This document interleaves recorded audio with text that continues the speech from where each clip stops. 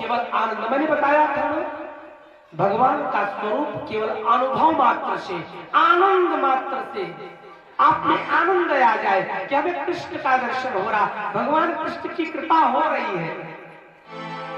आप अपने आप में अनुभव करो, आनंद महसूस करो, कभी दुख का अनुभव मत करो। जो भी है परमात्मा का है, चाहे दुख हो चाहे सुख हो, परमात्मा का ही स्वरूप मान लो, वही परमात्मा का साक्षात्कार की श्रेणी में आ जाओगे। आप समस्त बुद्धियों के एकमात्र साक्षी है प्रभु। इस प्रकार से वसुदेव जी ने स्तुति करी भगवान की। देवकी भी जग की थी, देवकी भी भगवान की स्तुति कर रही है। रूपम यत्प्रव्यक्तमाद्यं ब्रह्मज्योति निर्गुणं निर्विकारं सत्तामात्रं निर्विशेषं निरीहं सत्वं साक्षात् विष्णुरध्यात्मदीपः। हे प्रभु, वेदों ने आपके जिस रूप को अव्यक्त और शब्द का कारण बताया हुआ है, ब्रह्म ज्योति स्वरूप समस्त गुणों से रहित, विकार रहित, विशेषण रहित, अनिर्वचनीय, निष्क्रिय और केवल विशुद्ध सत्ता रूप में कहा गया है। वही बुद्धि आदि के प्रकाशक आप स्वयं भगवान विष्णु के स्वरूप हो।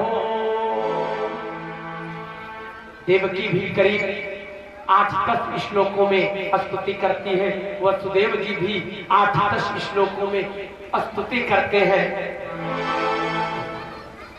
भक्तवृंदों, वसुदेव और कन्हैया में वार्ता होती है, अपना परिचय बताते हैं और कहते हैं, हे वसुदेव, मैं यहां आपके पास रहने वाला नहीं हूं, देख लिया ना, मैंने पहले ही बता दिया था। आत्मा रूपी वसुदेव और सद्बुद्धि रूपी देवकी ज्ञान रूपी कृष्ण को पैदा तो कर सकती है, लेकिन उनका पालन नहीं कर सकती, क्योंकि ये बंधन में बंधे हुए हैं। और बंधन में बांधा कौन? अहंकार रूपी कंस ने। और जब बंधन में जो बंधा हुआ होता है, वो ज्ञान की सेवा नहीं कर सकता। जो बंधन मुक्त होगा वही ज्ञान की सेवा कर सकता है। पता नहीं आप लोग हमारी बात समझ रहे हो कि नहीं समझ रहे हो, मैं क्या कह रहा हूं, लेकिन समझना चाहिए, मैं जो कह रहा हूं समझना चाहिए आप लोगों को, क्योंकि आपके ही अंदर मैं दिखा रहा हूं कृष्ण को।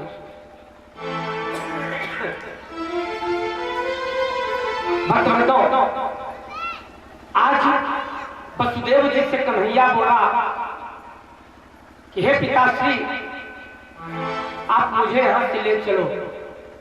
वसुदेव जी बोले कि मैं तो बंधन में बंधा हूं, मैं कहां ले जाऊंगा। कहा चिंता मत करो, उसकी व्यवस्था मैं करता हूं, लेकिन ले कहां चलूं। कहा गोकुल मेरे रहने का सबसे सर्वोत्तम स्थान गोकुल है। गो माने इंद्रिय, कुल माने समुदाय। देखिए, ज्ञान की सेवा यही 5 कर्मेंद्रिय और 5 ज्ञानेंद्रियां करती हैं। कहा मेरी सेवा वहीं पर हो पाएगी। और वहां के राजा नंद जी हैं। तो नंद कौन है? मन नंद है। और उनकी पत्नी यशोदा कौन है? भक्ति। ये भी आपके ही शरीर में है। कहा ठीक है प्रभु, मैं ले चलूंगा। क्या करते हैं? पहरेदार सो जाते हैं। पहरेदार सो गए, पहरेदार सो जाते हैं और बेड़ियां टूट जाती हैं। कन्हैया को सिर पर रख लेते हैं। गहरी जमुना को पार कर मथुरा से गोकुल वसुदेव जी पहुंच जाते हैं। रात्रि के अंधेरे में वहां पहुंचने पर क्या देख रहे हैं? यशोदा जी को एक माया रूपी कन्या पैदा हुई है, भक्ति को एक पुत्री पैदा हुई, भक्ति की पुत्री जानते हैं कौन है? माया। माया रूपी कन्या बगल में लेटी हुई है भक्ति के। एक चीज ध्यान देना, माया को पैदा तो भक्ति करती है लेकिन पालन भक्ति नहीं करती। ध्यान देना है आपको, माया भक्ति के पास ठहर ही नहीं सकती। क्या हुआ? कन्हैया ने इशारा कर दिया, कहा यहीं पर मेरे को लेटा दो और इस कन्या को तुम ले लो, तुम्हारा काम बन जाएगा। अंधेरी रात्रि में वसुदेव जी उस कन्या को ले लेते हैं और कन्हैया को बगल में लेटा देते हैं और कन्या को लेकर पुनः जेल खाने में आ गए। माया रूपी कन्या को लेकर जेल खाने में जैसे ही आते हैं, पहरेदार जग गए, बेड़ियों से जकड़ उठे, हल्ला मच गया। कन्या चिल्लाना शुरू कर देती है,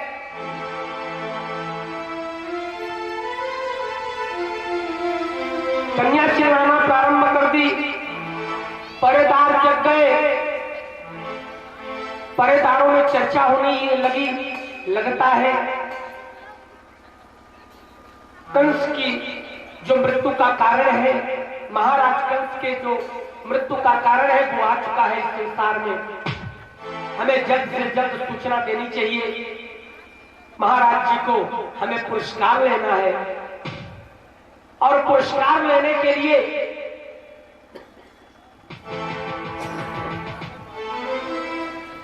वो तुरंत जाते हैं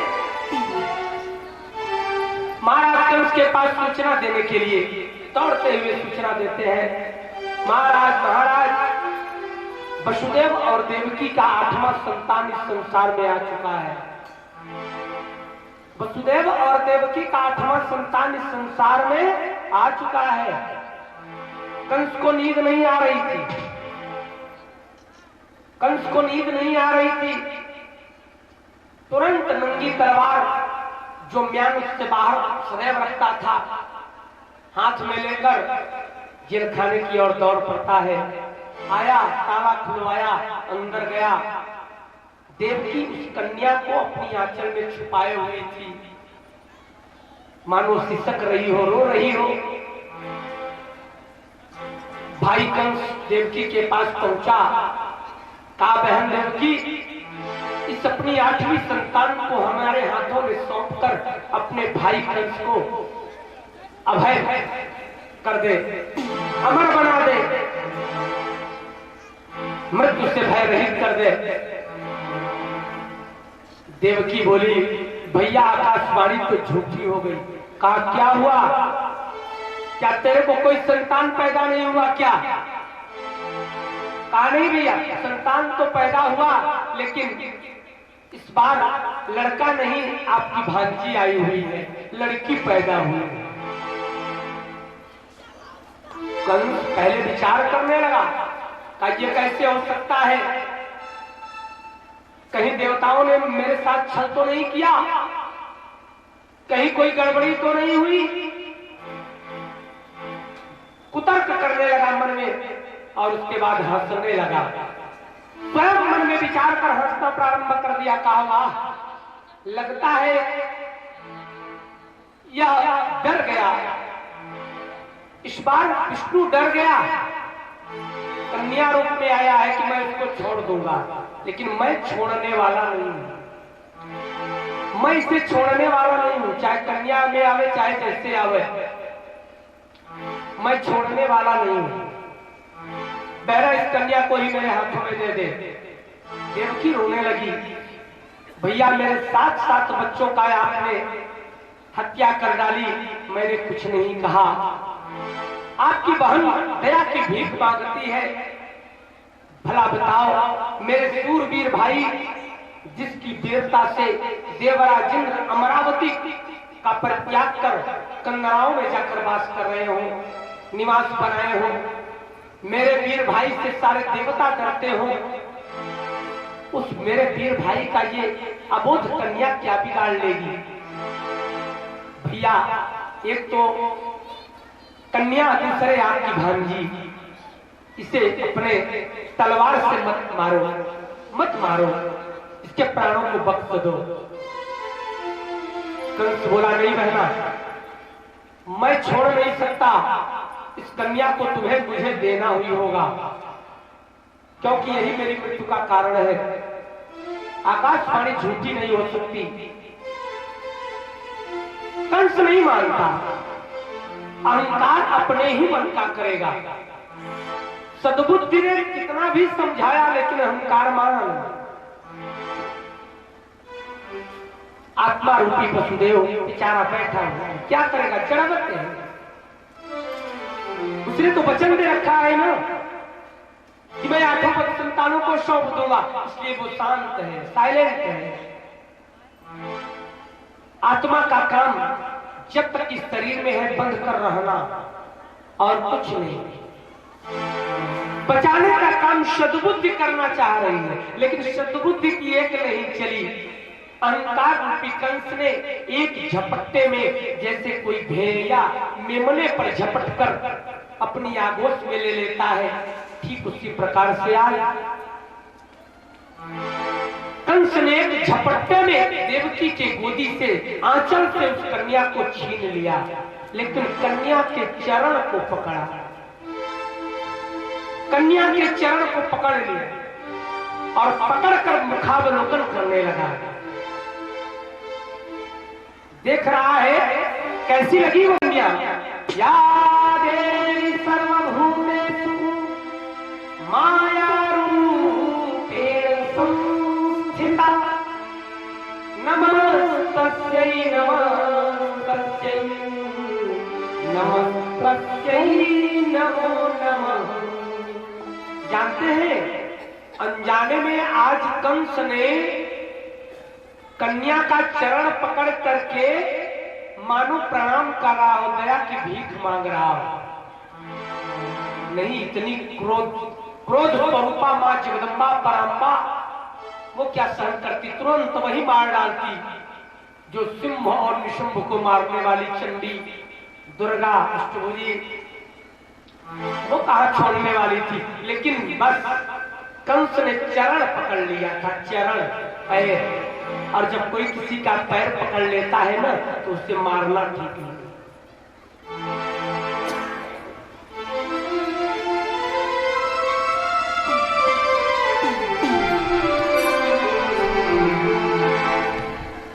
और आकाश में गई कुछ दूरी पर और हंसने लगी, अट्टहास करने लगी,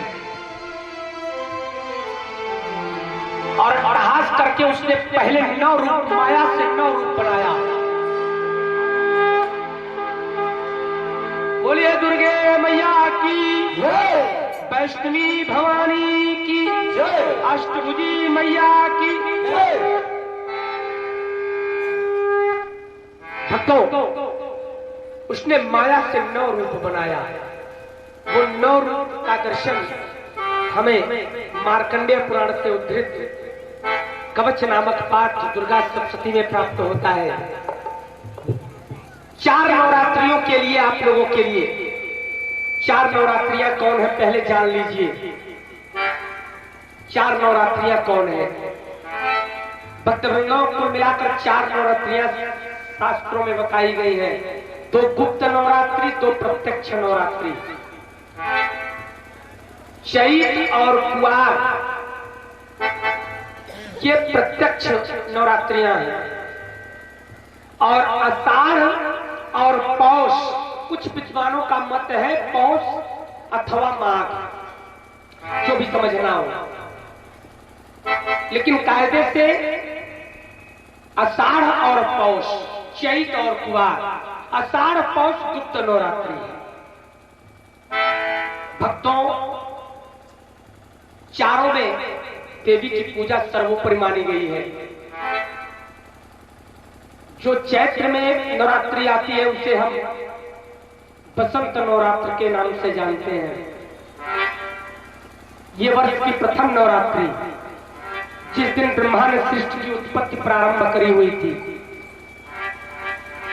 दूसरी नवरात्रि ग्रीष्म नवरात्रि के नाम से जानिएगा आप लोग, जो आषाढ़ मास में ये वर्ष की दूसरी नवरात्रि और प्रथम गुप्त नवरात्रि है। तीसरी नवरात्रि आश्विन मास शुक्ल पक्ष प्रतिपदा से लेकर नवमी तक, जिसे आप शरद नवरात्रि के नाम से जानते हो, ये वर्ष की तीसरी और दूसरी प्रत्यक्ष नवरात्रि है। पौष मास शुक्ल पक्ष प्रतिपदा से लेकर नवमी तक। हेलो, ये वर्ष की चौथी नवरात्रि और दूसरी गुप्त नवरात्रि है, जिसे आप हेमंत नवरात्रि के नाम से जानते हो, जानिएगा। और चारों नवरात्रियों में आज कंस के सामने आकाश मंडल में 9 रूप मां ने बनाया। वो 9 रूप कौन सा है? प्रथमं शैलपुत्री च, द्वितीयं ब्रह्मचारिणी, तृतीयं चंद्रघंटेति, कुष्मांडेति चतुर्थकम्, पंचमं स्कंदमादेवी, षष्ठं कात्यायनी च, सप्तमं कालरात्रि, महागौरी चाष्टमं, नवमं सिद्धिदात्री च, नवदुर्गा प्रकीर्तिता, उक्तान्येतानि नामानि ब्रह्मणैव महात्मना। भक्तवृंदो, मां ने भक्तों के कल्याण के लिए 9 रूप बनाया माया से, और 9 रूप बनाने के बाद अष्टभुजी का रूप धारण कर लिया। अब अष्टभुजी का जब रूप धारण किया, तब उनका रूप कैसा है, जरा सा ध्यान दीजिएगा। विद्योत्याम समप्रभां मृगपति, स्कंधास्थितां भीषणां, कन्या भीकरवाल खेट विलसन्, हस्ताभिरासेवितां, हस्तै चक्रगदाकेटविसितां, चापं गुणं तर्जनी, बिभ्राणमनलात्मिकां ससिधां, स्वर्गात्रिनेत्रां भजे। मां ने अष्टभुजी का रूप धारण कर लिया, और अष्टभुजी का रूप धारण कर क्या कहती है? रे दुष्ट कंस, मुझे मारने से क्या होगा? तुझे तो मारने वाला कहीं और जा चुका है। इतना कहकर वह कन्या हंसती हुई मथुरा के जेल खाने से अंतर्धान हुई, प्रयाग को क्रॉस करती हुई मिर्जापुर जनपद में विंध्येश्वरी मां के बगल में जाकर विराजमान हो गई। स्थान बता दूं आप लोगों को, यशोदा की कन्या, कृष्ण की बहना, नंद की दुलारी लाडली प्यारी कन्या जगदम्बा पराम्बा अष्टभुजी, जो कि माया का स्वरूप मानी जाती है, वो विंध्येश्वरी मैया से 4 किलोमीटर पहले इलाहाबाद रोड पर जाते वक्त दाहिनी तरफ गुफा में 16 इंच की प्राकृतिक मूर्ति आज भी विराजमान है। आप लोग विंध्येश्वरी माँ का दर्शन करने जाना तो माँ का दर्शन जरूर करना, अन्यथा आपकी यात्रा पूर्ण नहीं होती। विंध्येश्वरी माँ का दर्शन करें तो अष्टभुजी माँ का दर्शन जरूर करें, क्योंकि वही योग माया है, और योग माया का दर्शन करने बगैर जीवन असफल है। इसलिए आइए श्रीमद् भागवत महापुराण के 10वें स्कंद में माँ की कथा आई हुई है जो मैं आपको सुना रहा हूं। आज माँ को हम इस धार्मिक पंडाल में जो गौहनिया में लगा हुआ है, भक्तों के मन मंदिर में विराजमान कर देना चाहता हूं। माताओं, बहनों, भाई बंधुओं, भक्तों, आपके हृदयों में उस परम पराम्बा जगदम्बा की मूर्ति की प्राण प्रतिष्ठा करना चाहता हूं। मैं अपने महामंत्र के द्वारा, सहयोग आपका होना चाहिए, बस और कुछ नहीं। आज सियाराम जी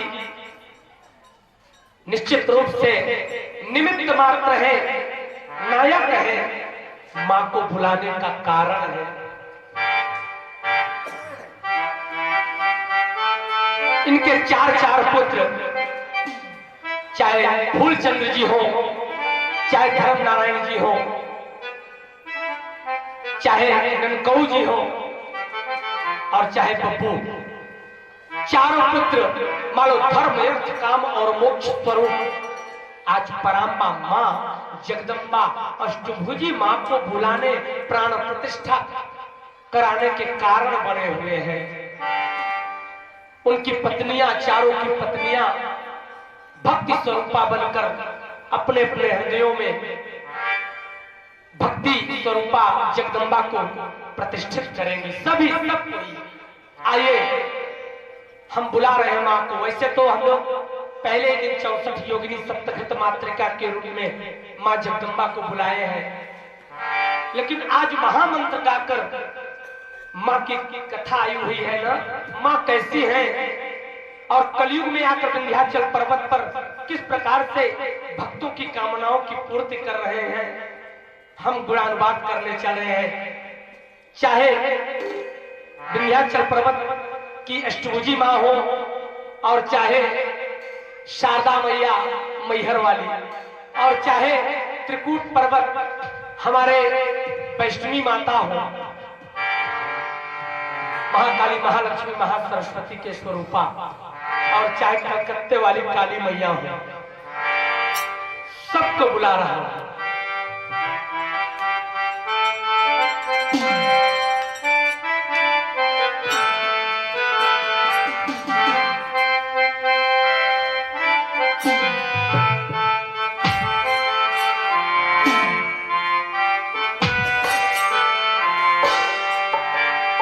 सुंदर सा मुखड़ा है तेरा,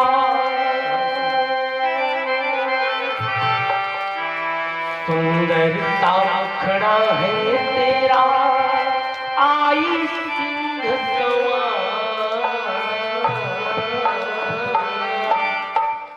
कैसी है मां? सुंदर सा मुखड़ा है तेरा,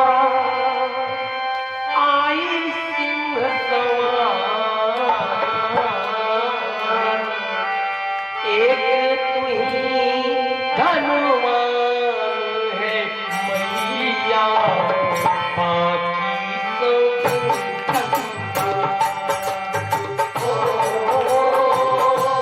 एक तू ही धनवान है मैया,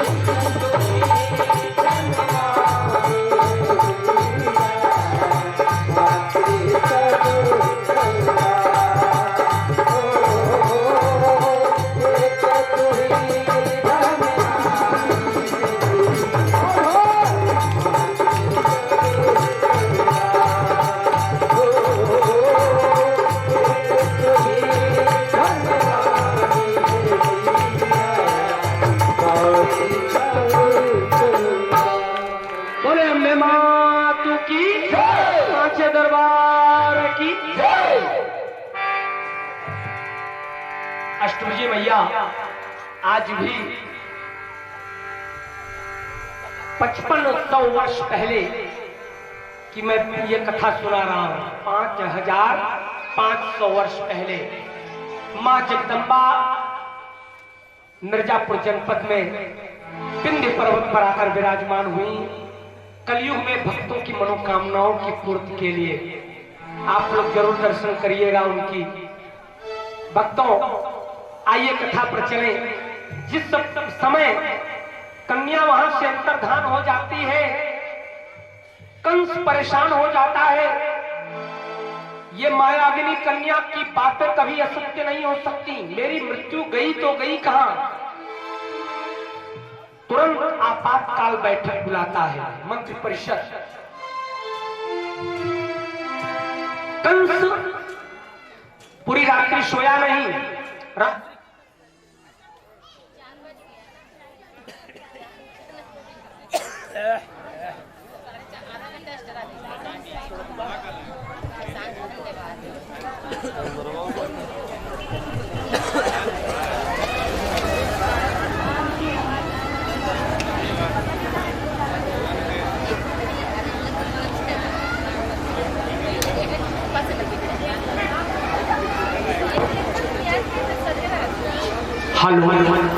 बोले कृष्ण भगवान की हो।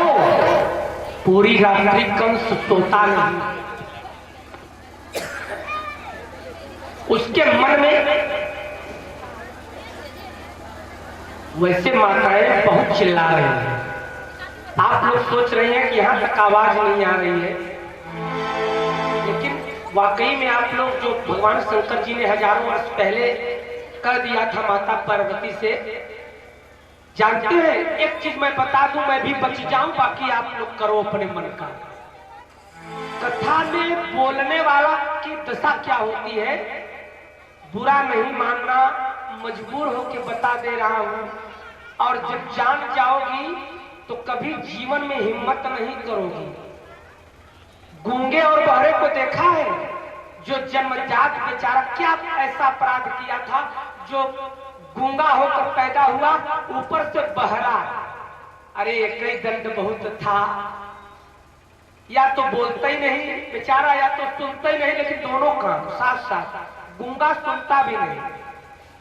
कथा के अपराधी को भगवान 2 दंड देते हैं। जो कथा में जाता है, अरे इन्हीं लोगों के लिए नहीं करा हूं, सबके लिए भी कह रहा हूं। कहीं यही कथा के लिए नहीं करा हूं, और भी कथाओं के लिए कह रहा हूं।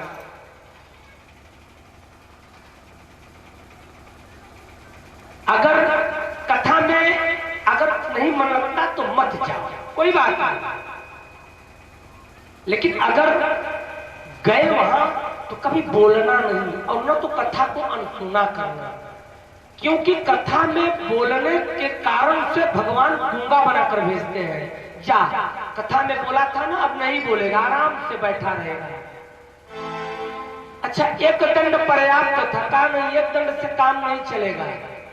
दूसरा दंड बोनस में दिया, कहा फल बढ़िया होना चाहिए। कहा जा, सुनेगा भी नहीं, क्योंकि कथा तूने अनसुना किया था, सुना नहीं था।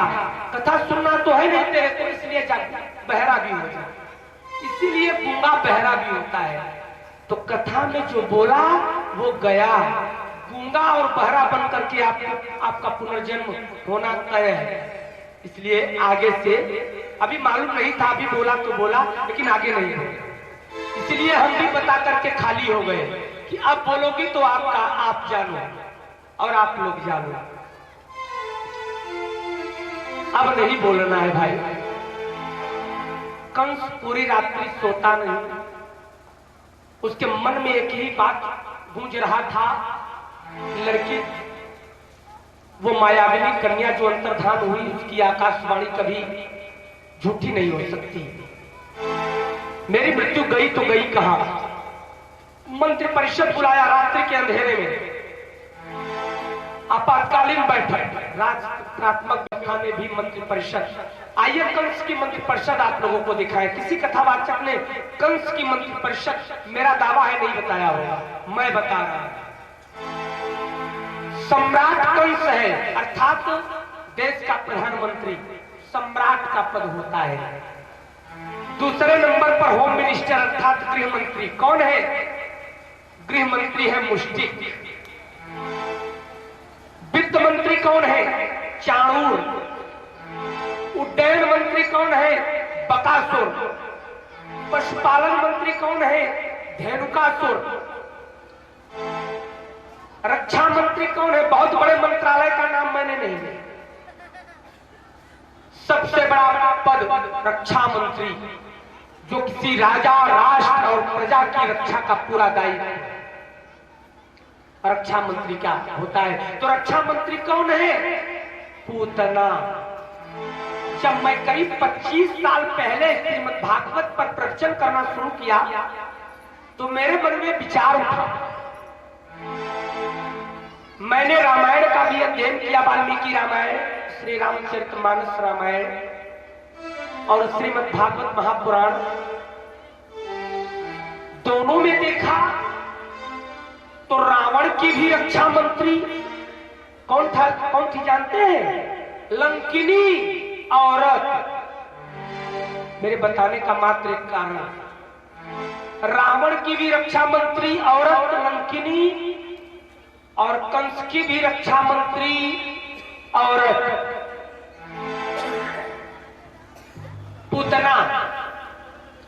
रावण ने औरत को रक्षा मंत्री बना करके 64 चौकड़ी राज्य किया, भय रहित शासन किया है। 64 चौकड़ी। एक चौकड़ी कहते हैं सतयुग, त्रेता, द्वापर, कलयुग, बीत गया एक चौकड़ी हुआ। ऐसे 64 चौकड़ी रावण ने राज्य किया है। और 64 चौकड़ी राज्य में लंकिनी रक्षा मंत्री थे। अब कल्पना करिए आप, कुछ लोगों को विश्वास नहीं हो रहा। अरे देख लीजिए, हनुमान जी महाराज जिस समय सीता की खोज करने के लिए जा रहे हैं तो लंका में प्रवेश करते समय किससे मुलाकात हुई? हनुमान जी ने सबसे छोटा रूप बनाया। कैसा रूप बनाया?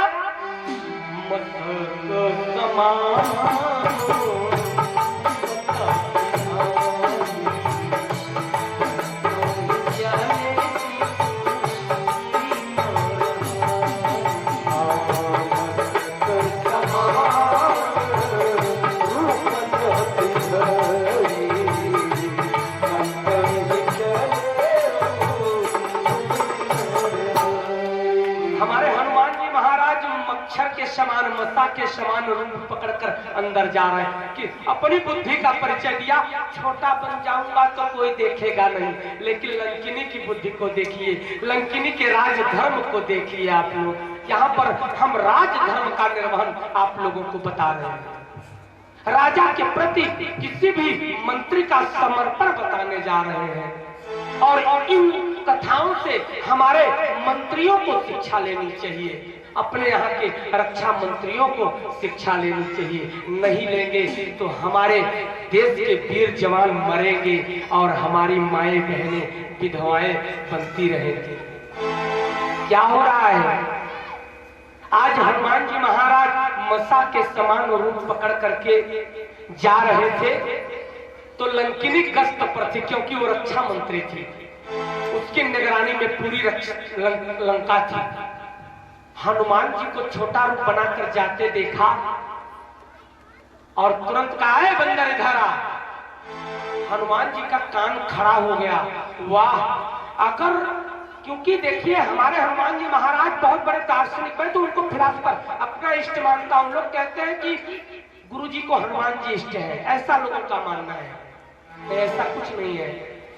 हनुमान जी महाराज हमारे इष्ट हैं, मैं उनको अपना सद्गुरु मानता हूं और शायद भक्ति की अंतिम पराकाष्ठा या कह लीजिए भक्ति के स्वरूप है। भक्तवृंदों, श्री हनुमान जी महाराज एक दार्शनिक भी मैं उनको जानता हूं, दार्शनिक रूप में भी देखता हूं। लंकापुरी के कल्चर, संस्कृति, सभ्यता को जानने के लिए गए हुए हैं। उनका कान खड़ा हो गया कि रावण ने 64 चौकड़ी अगर राज्य किया हुआ है तो इस लंकिनी का सबसे बड़ा है, इसलिए पहले लंकिनी से मिला जाए। हनुमान जी गए और बड़ी शालीनता का परिचय भी दिया हुआ है। प्रणाम किया, प्रणाम किया है ना। हनुमान जी महाराज ने लंकिनी को प्रणाम किया। लंकिनी ने कहा राजधर्म निभाया, प्रणाम आशीर्वाद बाद में, पहले ये बता कि किसकी आज्ञा से तू मेरे लंका में जा रहा है। हनुमान जी ने कहा पहले ये बता तू कौन होती है मुझे रोकने वाली। छिड़ गई बहन।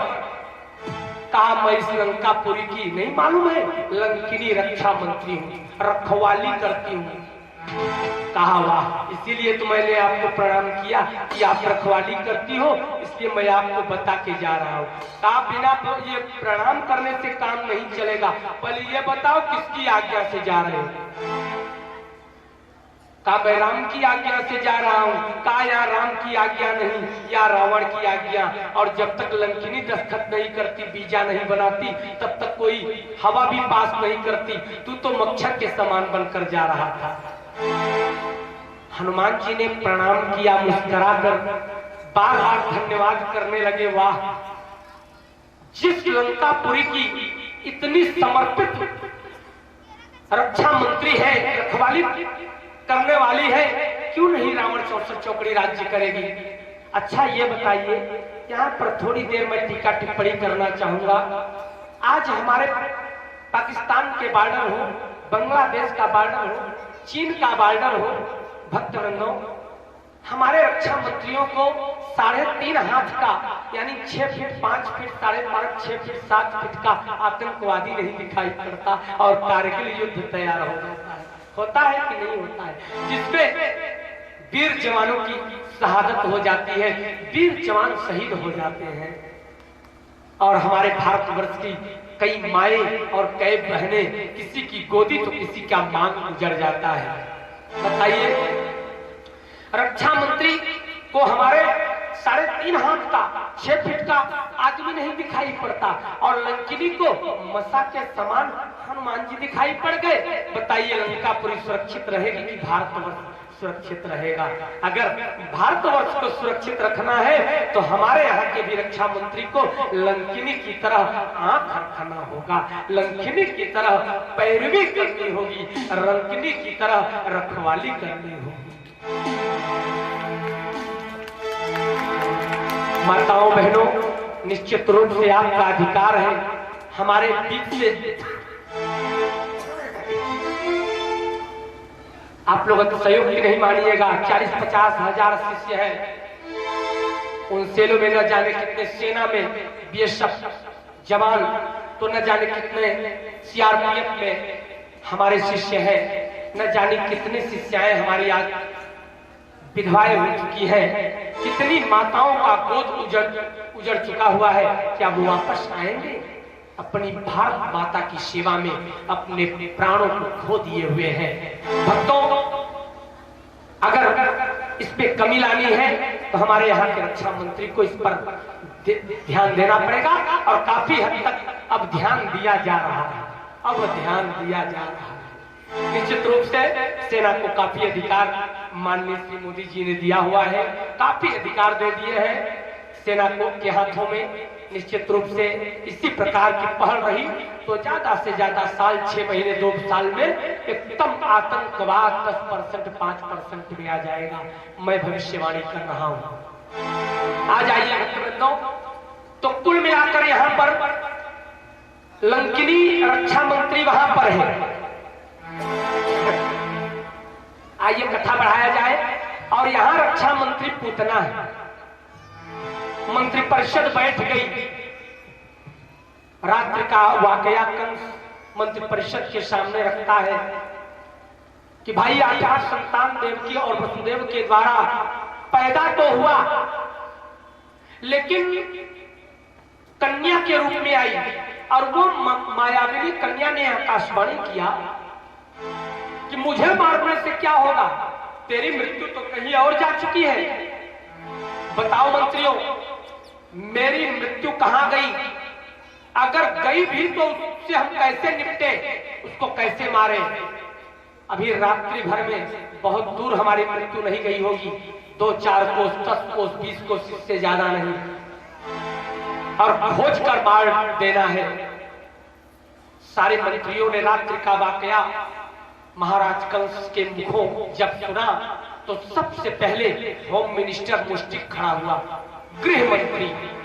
कहा महाराज इस राष्ट्र का गृह मंत्री मैं हूं, आपका और इस देश की रक्षा करना मेरा दायित्व है।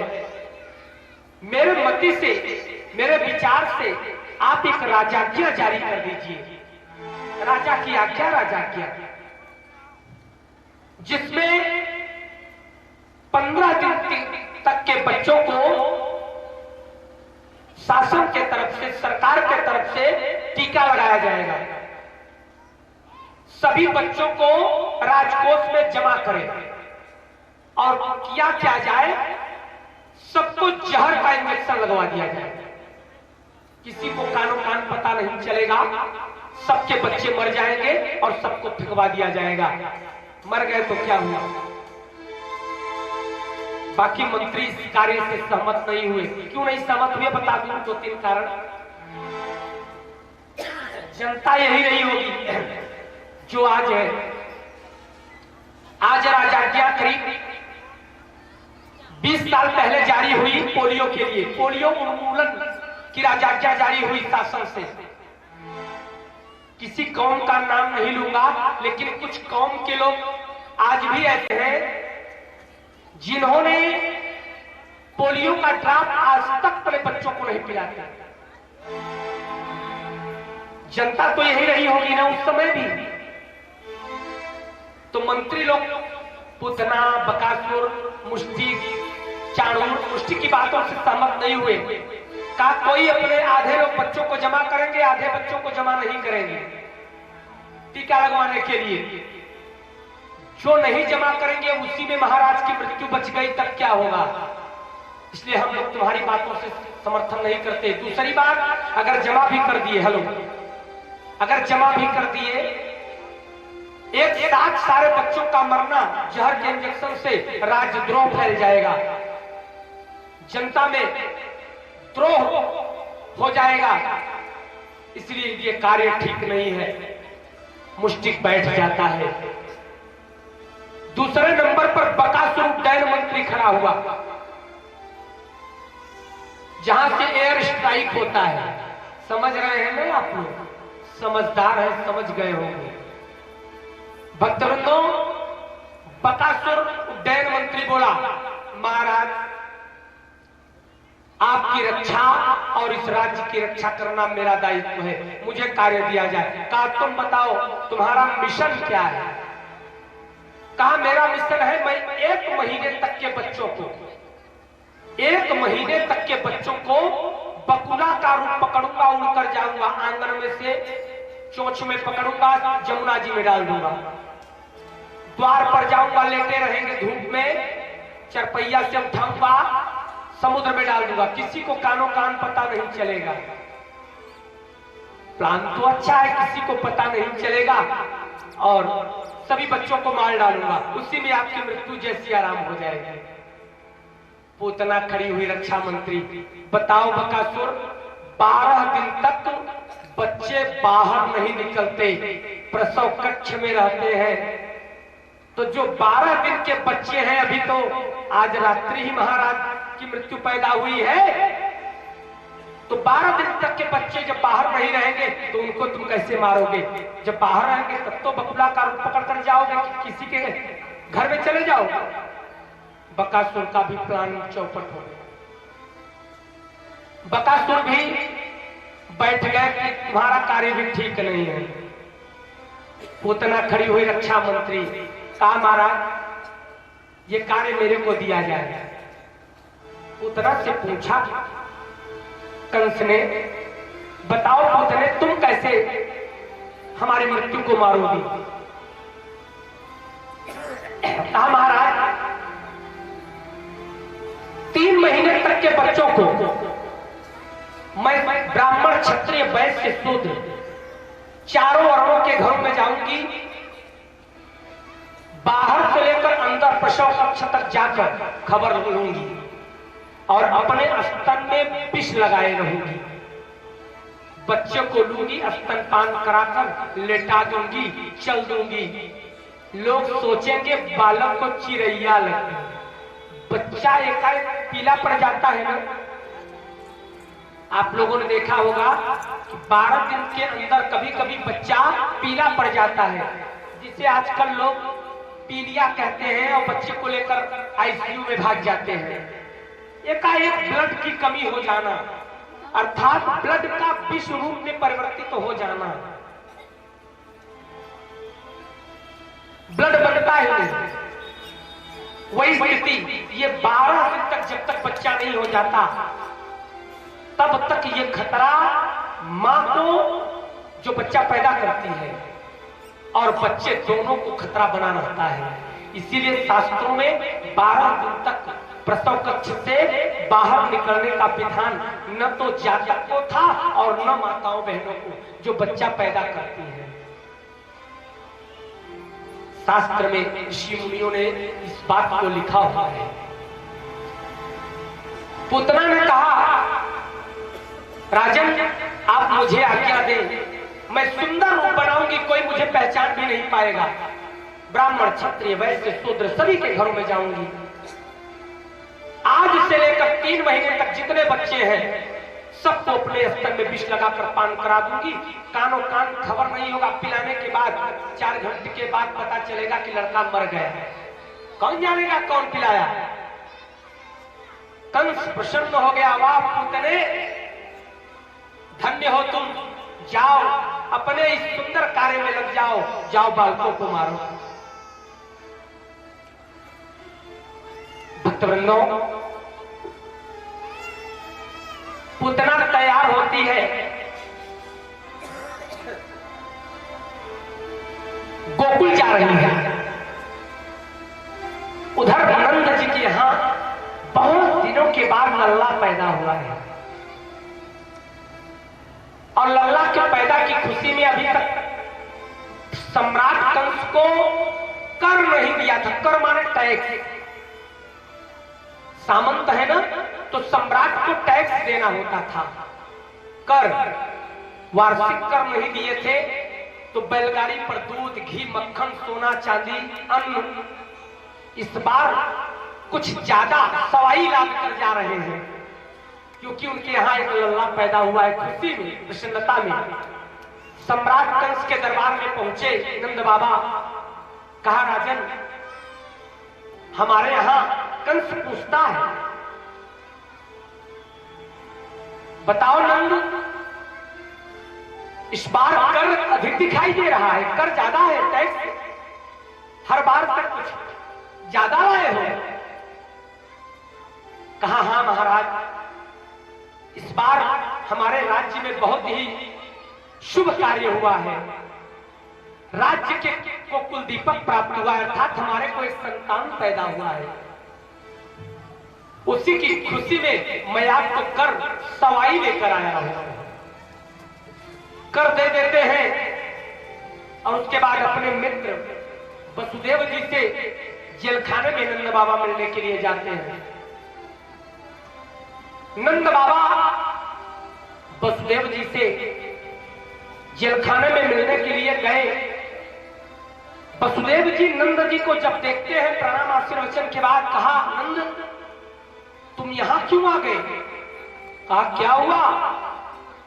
कहा, गुप्तचरों से मालूम पड़ा है कि यहां से पूतना नाम की राक्षसी, जो बड़ी मायाविनी है, वो बच्चों को मारने का काम करती है, यहां से जा चुकी है। बच्चों को मारने के लिए जा चुकी है। तुम जितनी जल्द हो सके तुम अपने गोकुल पहुंच जाओ और अपने बच्चे की रक्षा करो। नंद बाबा, वसुदेव जी का कथन कभी झूठा नहीं होता। नंद बाबा भी जानते थे। कहा, मित्र वार्षिक कर देना था और तुमसे मुलाकात करनी थी। कहा, दोनों कार्य कर लिए हो, शीघ्र गोकुल वापस जाओ और गोकुल जाकर अपने प्राण प्यारे बालक की रक्षा करो, वरना पूतना अपना काम कर जाएगी। नंद बाबा घबराने लगे। कैसे घबरा रहे हैं? नंदापति वचः सामरे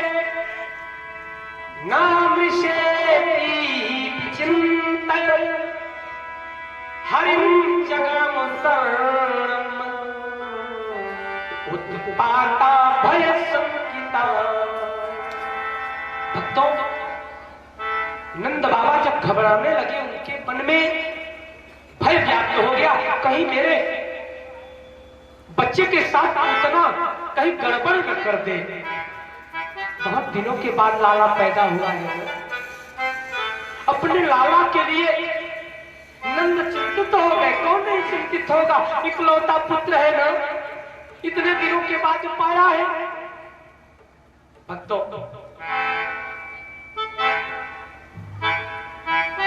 एक चीज यहां पर आप लोगों को बताना चाहूं, नंद जी ने सहारा क्या लिया? नंद जी कहां गए? हरि जगह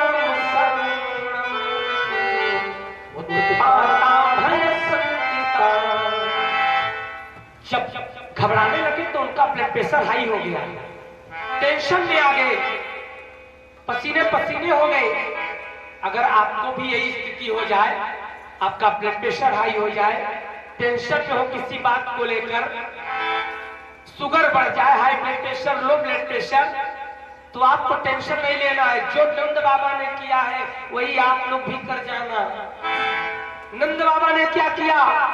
हरि जगाम, हरि माने भगवान की शरण में, जगाम में चले गए। जगाम माने चले गए, भगवान की शरण में जाकर उल्टे पांव मथुरा से गोकुल जा रहे हैं।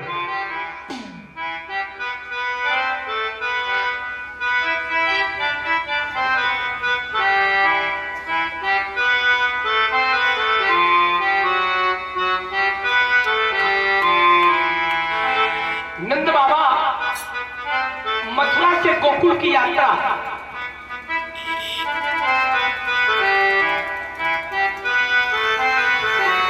भगवान की शरण में जाकर कर रहे हैं कि हे प्रभु, मेरे बालक की रक्षा करना। कैसे?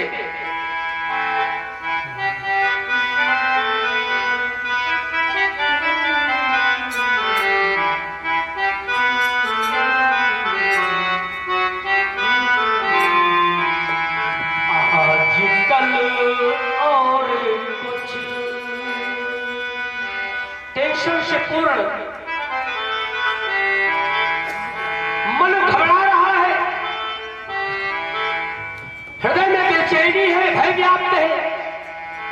और नंद क्या कह रहे हैं? आजकल और कुछ याद रहता नहीं, नाम तेरा